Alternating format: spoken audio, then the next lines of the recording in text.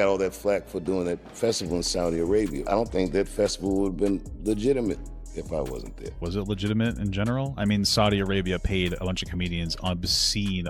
Then when he made $500 million, they said even though his contract said he should get half of it, they said he made too much for it. There has been significant backlash surrounding his decision to perform at the festival in Saudi Arabia, with critics arguing that the event might not have been taken seriously if he hadn't been part of it.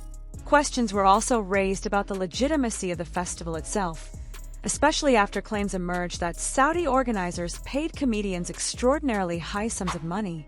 It was even alleged that after earning around $500 million, he was told that although his contract entitled him to a percentage, he had supposedly made too much under its terms. At the same time, Katt Williams has sparked controversy by calling out Dave Chappelle in a way that surprised many, suggesting he selectively avoided certain targets in his comedy. However, Chappelle's reputation as one of the boldest comedians in history remains undeniable, especially when he famously walked away from a $50 million deal, insisting it wasn't about the money, but about the circumstances surrounding it and the direction his career was heading.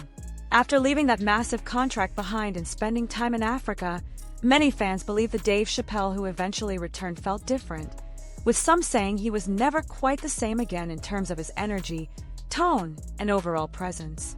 Dave is now being accused of becoming part of the very system he once openly criticized, with many saying his newer material feels like he's punching down, playing it safe, and losing the fearless edge that once defined his comedy. Critics argue that his recent specials don't land the same way anymore, often feeling awkward or lacking the sharp impact fans used to expect. Some even describe him as a shadow of his former self, someone who refuses to acknowledge that his style may have shifted in a way that doesn't resonate like before, and instead comes off as dismissive or overly defensive toward criticism. At the same time, controversy continues to surround his past decisions, including his comments about performing in Saudi Arabia and the broader political context tied to it, such as awareness of the Jamal Khashoggi case and international scrutiny of the region. While he admitted knowing the concerns at the time, he pointed out that major corporations and institutions... I wasn't walking away from the money. Yeah. I was walking away from the circumstances that were coming with the newfound. Can speak with impunity about the Illuminati because I know who you would have to be in order. Still maintain business ties there. This has only added more fuel to the debate around his choices and public stance.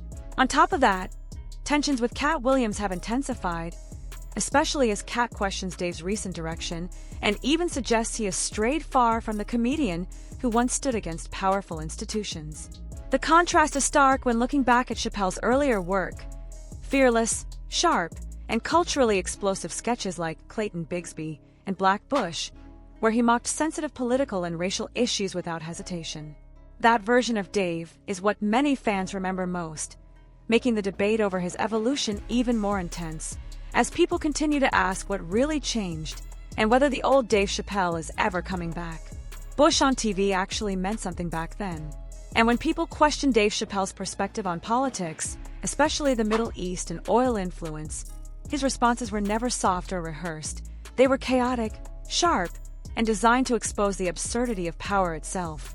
That's the version of Dave who didn't hesitate to mock presidents, governments, or global narratives, turning serious political tension into comedy that still made people think while they laughed. That same fearless energy showed up in iconic sketches like The Racial Draft and Player Haters Ball, where he pushed comedy far beyond entertainment and into cultural commentary. Old Dave didn't try to protect powerful people. He challenged everyone equally, and that's what made him so influential. At the peak of his fame, he did something almost unheard of in the industry. He walked away from a $50 million deal. Not because the money wasn't life-changing, but because he felt the system around him was trying to control his voice and shape him into something he didn't want to become. Over the years, Katt Williams has repeatedly supported that in order for what I'm saying to bother you, number one. Right. Number two, I know you're big. Who said something about, oh, bitch, you cooking? Oh. Yeah, boy. Come on, y'all, get out of this. You win? You have a problem with that? You know what you should do? You should sanction me. Sanction me with your army. Oh! Whoa, wait a minute. You don't have decision, arguing that the entertainment industry has a long history of breaking down or discrediting artists who cross over too far or become too independent.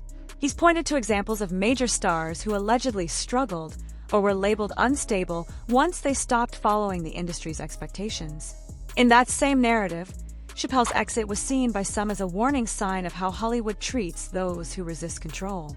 Williams has also claimed that Chappelle was undervalued and pressured in contract situations, suggesting that despite massive earnings, the system always tried to minimize what he was truly owed or how he was perceived. According to that viewpoint, even when Chappelle stood at the top of his success, he was still fighting against forces that didn't fully respect his value or his independence. The narrative being pushed is that the Dave Chappelle who once left for Africa to escape Hollywood is no longer the same person in 2026. Critics point to his participation in events like the Riyadh Comedy Festival in September 2025 as evidence of that shift. The festival, reportedly backed by Saudi funding, came with strict performance rules. No jokes targeting the Saudi leadership, royal family, legal system, or religious figures. For many observers, that kind of restriction raised serious questions about creative freedom, especially given global concerns tied to the country's human rights record and the Jamal Khashoggi case. Chappelle's response to the backlash was straightforward in his view. Major corporations, governments, and entertainment platforms already do business with Saudi Arabia, so comedians performing there shouldn't be singled out. He also pushed back against criticism by suggesting that the outrage often becomes amplified when a black comedian is involved, framing it as selective accountability rather than universal standards. That defense, however, did little to calm the debate, as other performers, including Pete Davidson and Bill Burr, were also criticized for taking part in similar events, showing that the controversy wasn't limited to just one name. Supporters of Chappelle argue that this is consistent with a broader pattern in the entertainment industry, where financial and political interests often overlap, and performers are placed in difficult positions when large deals are involved. Critics, on the other hand, see it as a departure from the fearless comedian who once openly challenged powerful systems rather than working within them. That tension is what fuels the current discussion around him, especially when comparing today's controversies with his earlier career, where his comedy was defined by pushing boundaries without hesitation, something many fans feel has changed significantly over time. In his newer material, Dave has been criticized for opening up with jokes about trans people and claiming discomfort with the topic, with some viewers arguing that the jokes themselves feel weak, forced, and lacking the sharpness he was once known for. Even his delivery, according to critics, comes off as awkward rather than cutting, creating a noticeable contrast with the confidence and precision that defined his earlier stand-up. While he insists he's simply responding to how his work has been interpreted and used, many feel the comedy itself no longer hits the same way it used to. That comparison often leads to discussions about Katt Williams, who frames his commentary in a very different style, focusing less on individuals and more on systems of power, control, and exploitation. In that narrative, he positions his jokes as critiques of larger structures rather than attacks on marginalized groups, which some audiences interpret as punching up instead of down. This contrast has become a central talking point in debates about modern comedy and where the line between social commentary and controversy should be drawn. At the same time, Chappelle has pushed back on criticism by arguing that his material has been taken out of context and even used politically in ways he didn't intend. He has expressed frustration over how certain jokes were adopted into broader political messaging, particularly around transgender issues, and has shared personal anecdotes about interactions where his presence or image was later used in ways he didn't anticipate or approve. However, critics argue that regardless of intent, he still chose to make the jokes public and operate within the same media and political spaces that later used his work. His appearances alongside major public figures and moments like bringing Elon Musk on stage are often cited as examples of how closely tied he has become to the mainstream power structures he once challenged. This tension between his past reputation as a fearless outsider and his current position within high-profile platforms is at the heart of the ongoing debate about how much he has changed, and whether that change is intentional, necessary, or controversial. Katt Williams was one of the first major voices who publicly pointed out what he believed was a shift happening with Dave Chappelle, even if he didn't always say it directly at first. For years, Katt actually spoke highly of Dave, even calling him a king during his Club Shay interview, and emphasizing that he turned down massive financial deals himself because of conditions he felt compromised his integrity. In those conversations, Katt framed those decisions as personal boundaries tied to his principles and independence, not just money. He even referenced broader industry pressures and controversial environments in Hollywood, suggesting that staying true to himself often meant walking away from opportunities most people would never refuse. At the same time, Katt's commentary on the entertainment industry became more intense and layered as he discussed power structures, personal experiences, and what he saw as hidden pressures within the business. While some viewed his statements as bold honesty, others saw them as controversial or exaggerated interpretations of how the industry operates. Despite that, there was a period where his tone toward Dave remained respectful, highlighting him as one of the greatest comedians of his generation. However, things changed once Katt's interview gained widespread attention. Dave eventually responded during one of his stand-up sets, addressing Katt's comments directly.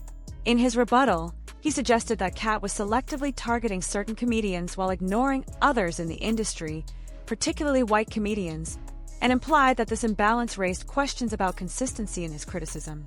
Dave also framed Katt's perspective as possibly coming from personal frustration, suggesting that some of his commentary might reflect internal struggles being projected outward rather than an objective analysis of the industry. This exchange added another layer to an already heated discussion about comedy, ego, legacy, and perception in modern entertainment. What began as mutual respect between two influential comedians gradually turned into a public back and forth, further fueling debate about who is speaking truth to power and who is simply telling their version of it. The argument being made is that Dave Chappelle fundamentally misunderstood Katt Williams' broader message, which Katt framed as less about race and more about what he describes as a deeper moral split between sides, often referring to it as a choice between integrity and corruption. In various interviews, Katt has expressed the idea that people in the industry are eventually judged or exposed, and he suggested that many controversies involving public figures are part of a larger pattern of truth eventually coming to light. He positions himself as someone speaking freely about those dynamics, even if it places him at odds with powerful institutions or individuals. Within that narrative, Katt also claimed that his respect for Chappelle was based on the belief that they shared a similar stance toward the entertainment industry, that both had resisted pressure in their own ways. However, he later implied that their paths diverged, especially as Chappelle's public comments began to reflect a more defensive stance toward the industry he once walked away from. This shift, in Katt's view, suggested a change in alignment, which he interpreted as significant given Chappelle's earlier reputation for rejecting mainstream control and relocating to Africa during a period of withdrawal from Hollywood. The discussion then expands into references involving Diddy, where Chappelle's public interactions and commentary are brought up as part of a broader debate about proximity to industry power. Critics point to moments where Chappelle was seen socially interacting with high-profile figures or speaking about them in a humorous rather than critical tone, arguing that this contrasts with his earlier image as someone who openly challenged powerful individuals and systems. Supporters, however, view these moments as isolated and taken out of context, emphasizing that comedians often separate personal gratitude, industry relationships, and comedic material. Ultimately, the conversation circles back to perception and evolution. Some argue that Chappelle has become more comfortable within the same system he once distanced himself from, while others believe his style has simply changed with time, audiences, and cultural shifts. What remains consistent is the intensity of opinion around him, where every joke, appearance, or interview is interpreted not just as comedy, but as a statement about who he is now compared to who he used to be. Dave Chappelle's recent years have sparked intense debate about what his evolution really represents. Critics argue that his growing wealth, high-profile connections, and business decisions, including involvement in major international events and investment interests in his Ohio hometown, signal a shift away from the outsider image he once embodied. Some even frame his success as a contradiction, suggesting that his current position places him closer to the same systems of power he once criticized, raising questions about whether his priorities have changed over time. From this perspective, moments like his public comments on local development projects and financial influence in his community are interpreted as examples of a broader tension between artistic identity and economic power. Critics claim that when influential figures accumulate significant capital, their interests can begin to align more with preservation of wealth and control rather than the social critique they were once known for.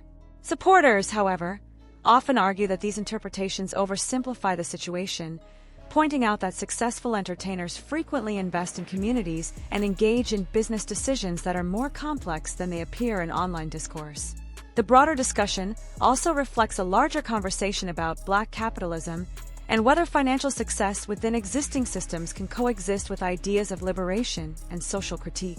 Some voices argue that once individuals reach a certain level of wealth and influence, their priorities inevitably shift toward protecting their assets and expanding their opportunities, while others believe this framing ignores the personal agency and diversity of choices among successful Black entrepreneurs and artists. Ultimately, the debate around Chappelle has become less about single events and more about symbolism, what he represents now compared to what he represented earlier in his career. For some, he is an example of transformation shaped by success and access to power. For others, he remains a comedian whose work and decisions are being reinterpreted through a highly critical lens in a polarized cultural environment.